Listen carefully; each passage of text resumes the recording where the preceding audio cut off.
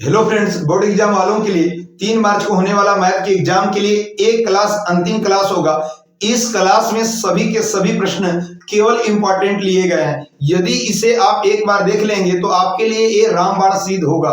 तो चलिए दोस्तों, ज्यादा हम देर न करके सीधे चलते हैं आज के टॉपिक पर और आज के टॉपिक को स्टार्ट करते हैं। पहली सवाल दे रखा है, समुच्चय ए बराबर महिला कोष्टक में 1 2 3 से स्वयं तक के सभी एकैकी फलनों की संख्या ज्ञात कीजिए। एकैकी फलनों की संख्या कैसे ज्ञात किया जाता है, ध्यान दीजिएगा। सबसे पहले दोस्तों आप लिख लीजिएगा ए में अवयव। तो अवयव आपका इधर दिया है, ध्यान दीजिएगा, 1 है, 2 है, 3 है। अब इधर लिख लेंगे प्रतिबिंबों की संख्या। प्रतिबिंब की संख्या क्या होती है? प्रतिबिंब की संख्या, ध्यान दीजिएगा, इसे हम कैसे लिखेंगे? इधर तो अवयव आप लिख दिए, ये बराबर जो दिया था। अब इसमें 3 अवयव, तो 3 से स्टार्ट करिएगा, फिर 2 लिख लीजिएगा, फिर 1 लिख लीजिएगा। अब एकैकी फलनों की संख्या आपको निकालना है, इन्हीं तीनों का आपस में मल्टीप्लाई कर दीजिए। 3 गुणे 2 गुणे 1 अर्थात एकैकी फलनों की संख्या 6 हो जाएगा। तो इस तरह से इसका स्क्रीनशॉट ले लीजिएगा। चलते हैं प्रश्न संख्या दूसरे की तरफ। प्रश्न संख्या दूसरा क्या दिया है, ध्यान दीजिएगा। इस तरह से ए बराबर अवयव दिया है, बी बराबर कुछ अवयव दिया, सी बराबर ए क्रॉस बी यूनियन सी पूछा जा रहा है। सबसे पहले दोस्तों बी यूनियन सी निकालेंगे। बी यूनियन सी कैसे निकलेगा, ध्यान दीजिएगा। बी और सी में जो अवयव मिलेगा उसे एक एक बार, जो नहीं मिलेगा उसे भी एक बार आप लिख लेंगे। देखिएगा, इसमें 2 है बी में, सी में नहीं 2 है तो लिख लेंगे 2। 3 इसमें भी है, 3 इसमें भी है तो लिखेंगे। लेकिन सी में 7 है, बी में नहीं है, उसे भी आप लिख लेंगे। और ध्यान देना है दोस्तों, ए का अवयव हम लिख लेंगे और उसके साथ मल्टीप्लाई करेंगे। तो हमारा ए क्रॉस बी यूनियन सी जब निकलेगा तो कैसे निकलेगा, ध्यान दीजिएगा। ए का जो अवयव है इसके साथ हम मल्टीप्लाई करेंगे तो A2 होगा, दूरे दूरे लिखेंगे। ए के साथ 3 भी होगा, ए के साथ 7 भी होगा। ए का हम सब में मल्टीप्लाई कर दिए तो ठीक बी का उसी तरह करेंगे तो हो जाएगा B2, अब हो जाएगा B3 और बी के साथ 7 में भी करेंगे तो B7 हो जाएगा। और इस सवाल का आंसर ए हुआ। तो इसका भी आप स्क्रीनशॉट ले लीजिएगा। चलते हैं प्रश्न संख्या 3 की तरफ। प्रश्न संख्या 3 में क्या दिया, ध्यान दीजिएगा। यदि ए बराबर 3 अवयव दिया है, बी बराबर भी 3 अवयव दिया तो ए से बी में फलन होगा। दोस्तों इसमें फलन हमें करना क्या होता है कि ए का कोई भी अवयव हमें दोहराना या पुनरावृत्ति नहीं करना होता है तो ही फलन बनेगा। यदि हम कर दिए तो फलन नहीं है। अतः कैसे नहीं, जिसे मान लीजिए ए का हम क्रॉस निकाल रहे हैं, ए से बी में फलन, ए से बी में फलन, तो फलन का मतलब हो जाएगा, ध्यान दीजिएगा, कि ए के साथ हम 2 लिख सकते हैं, ए फिर 2 के साथ हम 3 लिख सकते हैं और 3 के साथ हम 4 लिख सकते हैं। ऐसे अवयव को लिख सकते हैं। ध्यान दीजिएगा, इसमें कहीं भी प्रथम जो अवयव है उसे हम दोहराए नहीं है। नहीं तो ऐसा नहीं कि जिसे इस तरह आप लिख देंगे, एक के साथ 2 और एक के साथ 3, तो ये देखिएगा फलन नहीं होगा क्योंकि इसका प्रथम अवयव दोहरा गया और ये फलन नहीं होगा इस तरह दोस्तों। तो इस तरह से फलन आपको नहीं, यदि आपका ऑब्जेक्टिव रहेगा तो इस तरह से पहचानिएगा। चलते हैं प्रश्न संख्या 4 की तरफ। प्रश्न संख्या 4 में क्या दिया है? प्रश्न संख्या 4 में बोला है कि यदि काट इनवर्स -1/5 बराबर थीटा हो तो साइन थीटा का मान निकालिए। तुरंत आप काट को भेजिए उधर तो ये आपका इनवर्स हट जाएगा। काट थीटा बराबर हो जाएगा -1/5 और एक सरलसमीका का सूत्र होता है दोस्तों, कोसेक स्क्वायर थीटा बराबर 1 प्लस काट square theta. Cosec square theta बराबर 1 और काट थीटा का मान रखेंगे तो -1/5 का होल वर्ग। इसे हल करेंगे तो 1 -1 का वर्ग 1, 5 25 25 और हल करिएगा दोस्तों, 25 से कम 25, 26/25 अर्थात ये वर्ग हटाएंगे तो कोसेक थीटा बराबर रूट में हो जाएगा 26 और नीचे हो जाएगा 5। साइन थीटा का मान निकालना है, इसी का उल्टा होता है अर्थात लिख लेंगे, अर्थात साइन थीटा बराबर 5/√26 और इस प्रकार से इस सवाल का आंसर हो गया। तो इसका भी स्क्रीनशॉट ले लीजिएगा। चलते हैं प्रश्न संख्या 5 की तरफ। प्रश्न संख्या 5 में क्या दिया है, ध्यान दीजिएगा। यदि ए और बी क्रमशः इतना और इतना की कोटि के 2 आव्यूह हो तो m बराबर n हो तो आव्यूह 5a - 2b का मान निकालिए। दोस्तों ए में आपका क्या दिया है, ध्यान दीजिएगा, 3 गुणे m। बी में क्या दिया है, 3 गुणे m और m बराबर n बोला, यानी कि a बराबर बोल दिया है। a आपका a और a बराबर है तो कभी भी ध्यान दीजिएगा, हमें a b चाहे जो कुछ भी निकालना हो तो हम इतना जानते हैं कि दोस्तों कि यहाँ और यहाँ बराबर भी है, ये दोनों बराबर भी है, तो मल्टीप्लाई पहला भी बराबर है, तो 100% दोस्तों ये 3 का हो सकता है। यदि ये 4 करेंगे तो ये कटेगा नहीं, बराबर नहीं हो पाएगा। तो यहाँ पे हमारा जो इसका मान आएगा वो सेकेंड वाला ही आ जाएगा, अर्थात इसका भी क्रम 3 गुणे n का ही होगा। यही आंसर हो जाएगा, क्योंकि यहाँ पे कोई दूसरा अवयव लेते हम तो इससे ये वाला और ये वाला कटा लेते, लेकिन यहाँ पे हम केवल 3 ही ले ही पाएंगे। तो जब n का मान 3 होगा तो n का भी मान 3 ही हो सकता है। यदि आप 4 लेंगे तो इससे नहीं कटेगा, इसे कटाना होता है गुणा में चाहे जोड़ में। तो इस तरह से आपका आंसर सेकेंड वाला होगा। तो चलिएगा इसका प्रश्न संख्या 6 की तरफ चलते हैं। प्रश्न संख्या 6 में एक घन का आयतन 7 सेमी की बटा सेकेंड की दर से बढ़ रहा है, उसका संपूर्ण पृष्ठ कितनी तेजी से बढ़ रहा है, जबकि घन की भुजा, यहाँ पे छूट गया सवाल, घन की भुजा कर लीजिएगा 12 सेमी है।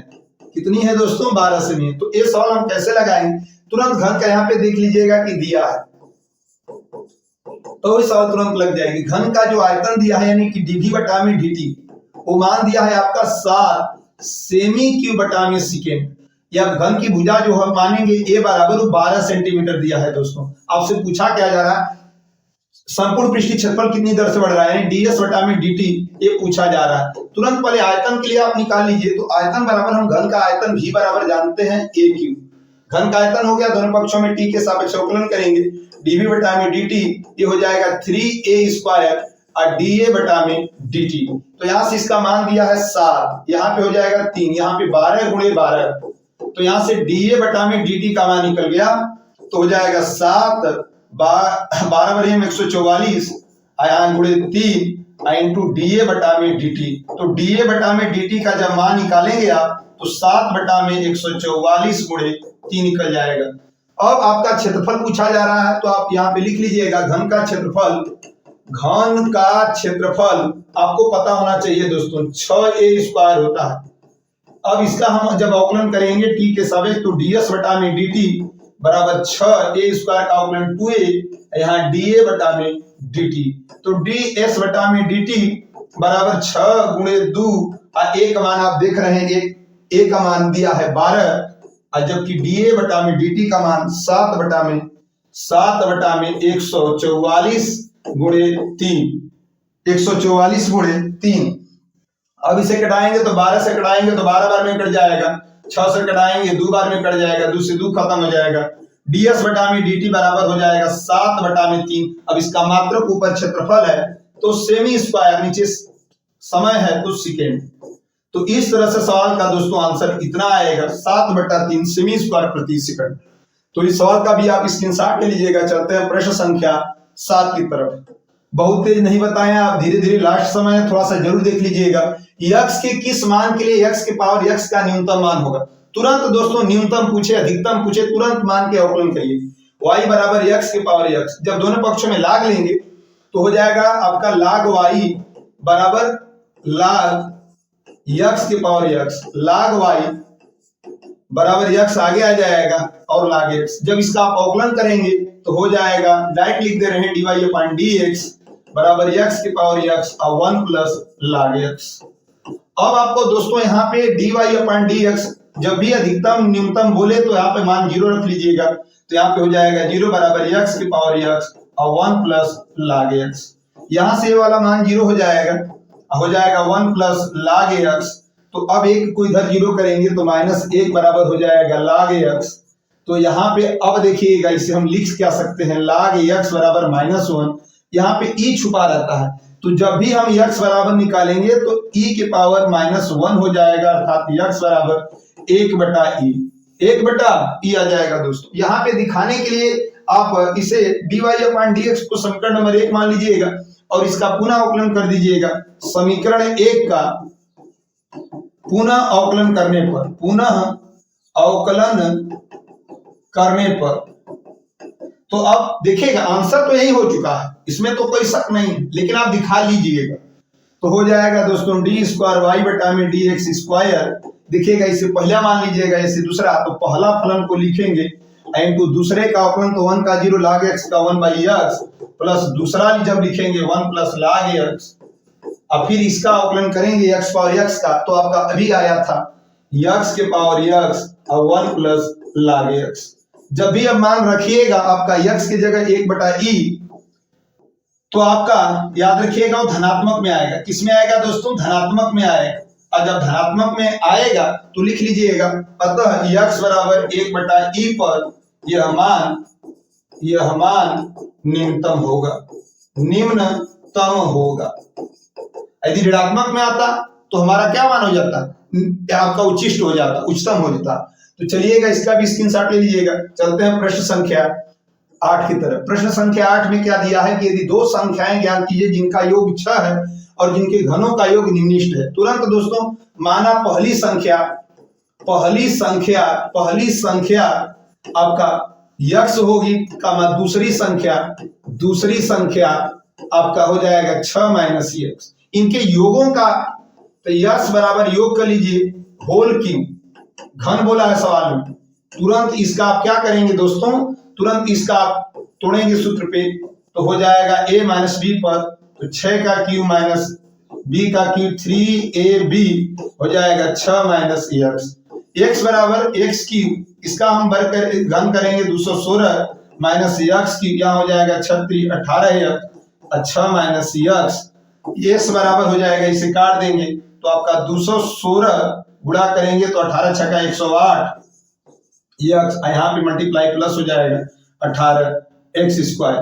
अब क्या करते हैं कि इसका अवकलन कर देते हैं। तुरंत अवकलन करेंगे तो ds बटा में dt बराबर हो जाएगा, इसका अंक है तो 0 माइनस x 1 हो जाएगा तो 108, यहाँ हो जाएगा 18x² का अवकलन 2x। तुरंत अवकलन करने के पश्चात याद रखिएगा, जब भी उच्चिष्ट निम्नलिखित पूछे जो भी हो गया तो ds बटा में dt बराबर 0 रखना होता है। यही होता ही है दोस्तों। तुरंत रखेंगे तो हो जाएगा आपका 0, इधर 0 माइनस 108, यहाँ हो जाएगा 18 गुना के 36x। चलिए 36x बराबर जब माइनस 108 को इधर भेजेंगे तो प्लस हो जाएगा और x का मान निकल गया 3। x का मान क्या निकल गया? 3। अब x का मान 3 निकल गया तो इसका पुनः अवकलन करेंगे। समीकरण 1 यहीं पे मान लीजिएगा, समीकरण 1 का पुनः अवकलन करने पर, समीकरण 1 का पुनः अवकलन करेंगे तो अब आपका जब पुनः अवकलन करेंगे तो इधर हो जाएगा दोस्तों d² s बटा में dt² बराबर इसका इस बार 0 हो जाएगा। 18 गुना के केवल 36, आप देख रहे हैं कि ये धनात्मक है। ये क्या है? जो दूसरी बार अवकलन हुआ है तो उसमें धनात्मक आ जाएगा, तो वहीं तो निम्नलिखित होगा। बस लिख लीजिएगा दोस्तों x बराबर 3 पे फलन, 3 पर आपका जो दिया है फलन वो निम्नलिखित होगा।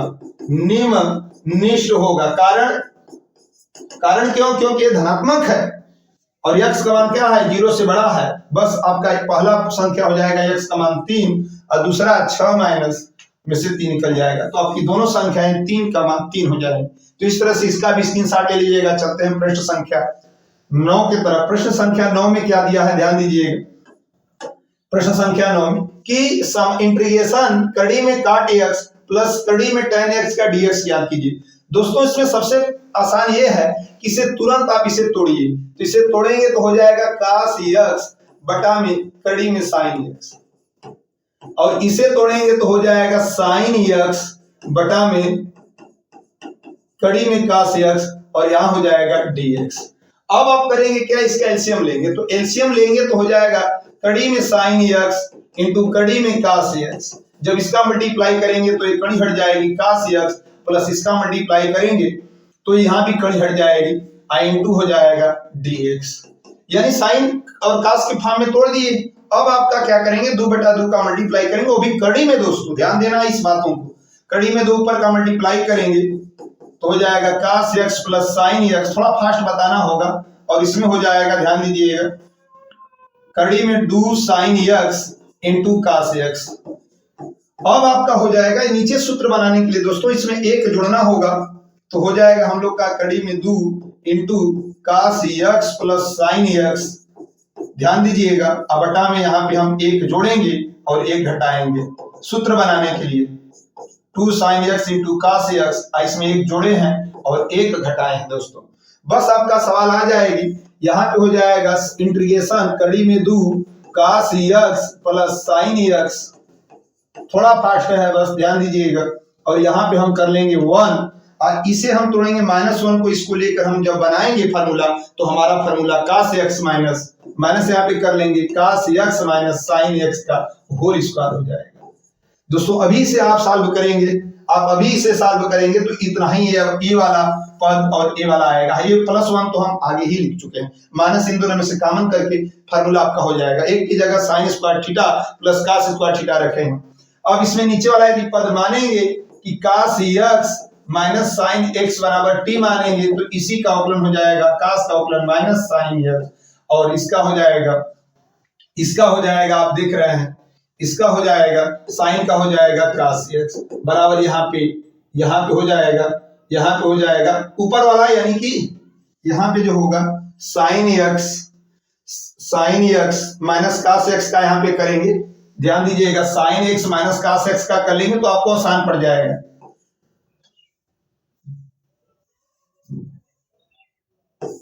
यानी अब आगे आपको ये देखना होगा दोस्तों कि यहाँ पे अब आपको आगे यहाँ पे ध्यान दीजिएगा और यहाँ पे ध्यान दीजिएगा। इसका एक फार्मूला 1 की जगह पर जब sin square theta plus cos square theta रखेंगे तो ये फार्मूला बन जाएगा यहाँ पे इंटीग्रेशन √2, यहाँ हो जाएगा कोष्टक में cos x plus sin x। अब नीचे क्या होगा रूट में, ध्यान दीजिएगा, एक को पहले लिख लेंगे +1 को, और यहाँ पे जो कॉमन में हम लिखेंगे तो हो जाएगा sin x minus cos x पूरे का होल स्क्वायर इनटू dx। दोस्तों इसमें करना क्या है कि sin माइनस cos को भी तोड़ेंगे तो केवल इतना ही आएगा। इन दोनों को हम एक -1 कॉमन कर लीजिएगा और उसके सारे रख दीजिएगा। अब नीचे वाला मानेंगे, मानिए नीचे वाला, तो sin x minus cos x बराबर t मानेंगे तो sin का अवकलन हो जाएगा cos x, cos का होगा माइनस sin, तो यहाँ आप डायरेक्ट कर दें क्या, sin x इधर हो जाएगा dt बटा dx, माइनस माइनस प्लस हो जाएगा cos x plus sin x, और यहाँ हो जाएगा dx बराबर dt। बस आपका मिल गया। तो जब मिल गया तो यहाँ हो जाएगा √2, ऊपर वाला पद आप देख ही रहे हैं कि मिल गया है, नीचे वाला हो जाएगा 1 माइनस टी स्क्वायर, ये हो जाएगा dt, जहां ये पूरा आपका मिला है, ध्यान दीजिएगा। तो ये फार्मूला बन गया दोस्तों कड़ी में 2 sin इनवर्स t का, sin इनवर्स t का बन गया, अब प्लस c हो जाएगा √2 sin इनवर्स, और t का मान क्या माने हैं रख लीजिए sin x minus cos x plus c। इसे भी जरूर आप एग्जाम हॉल में देख कर जाइएगा दोस्तों, 100% ये सवाल आ सकती है। यहाँ पे यदि आपको नहीं समझ में आया होगा तो 1 की जगह sin square theta plus cos square theta की है दोस्तों, इसमें माइनस कॉमन करेंगे तो आपका फार्मूला वाला बन जाएगा। तो चलिए चलते हैं नेक्स्ट सवाल पे। प्रश्न संख्या 11 पे क्या दिया है कि दिखाइए कि परवलय y स्क्वायर बराबर 4x का इसकी नाभि लंब के जीवा से घेरे का क्षेत्रफल। सबसे दोस्तों पहले नाभि लंब की लंबाई, चाहे नाभि लंब का समीकरण, तो नाभि लंब का जो समीकरण होगा वो x बराबर a होगा। बस सवाल लग गई। तुरंत यहाँ पे परवलय है x डैश, y है y डैश, यहाँ पे आप देख क्या रहे हैं कि x अक्ष है, ऊपर का इधर का फिगर बनाएंगे और यहाँ पे आप a काट लेंगे दोस्तों। इसी को आप किसी एक को रंग लीजिएगा, ये a, 0 है, इसमें दो आपका बन रहा है, तुरंत लिख लीजिएगा x अक्ष से घिरे क्षेत्र का क्षेत्रफल, x अक्ष से घिरे क्षेत्र का क्षेत्रफल। इसमें बोला नहीं है दोस्तों कि प्रथम चतुर्थांश की द्वितीय चतुर्थांश, हमारा 2 घेरा जा रहा है इसलिए हम 2 लिख लेंगे, और ऊपर आपका a0 y dx। चलिए 2, अब y का मान जब निकालेंगे तो यहाँ पे देखिएगा क्या आएगा, 4 है वो 2 हो जाएगा, कड़ी में a हो जाएगा और कड़ी में x होगा। ध्यान दीजिएगा दोस्तों, वर्ग घटेगा, y का मान निकला है तो यहाँ पे हो जाएगा 2 दूना के 4, कड़ी में a, ये इसका हम समाकलन करेंगे तो x की पावर 3/2 और नीचे भी 3/2, ऊपर a नीचे 0। अब 2 चला जाएगा ऊपर तो आपका हो जाएगा 2 चौका 8, कड़ी में a/3।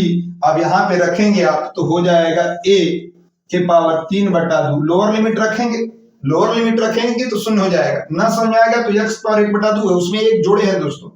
अब इसमें इसको हम सॉल्व करेंगे तो यहाँ पे हम सॉल्व कर दे रहे हैं 8 √a/3। ये आप देख रहे हैं जो a है वो √a का स्क्वायर है, यहाँ पे हो जाएगा 3/2, इसे काट देंगे तो आपका हो जाएगा 8, इसे 3 बार लिखेंगे तो 8a² 3 हो जाएगा। और यही आपको तो सीधे करना था, तो इसका भी आप स्क्रीनशॉट लीजिएगा। चलते हैं प्रश्न संख्या 12 पे। प्रश्न संख्या 12 क्या दिया है, ध्यान दीजिएगा।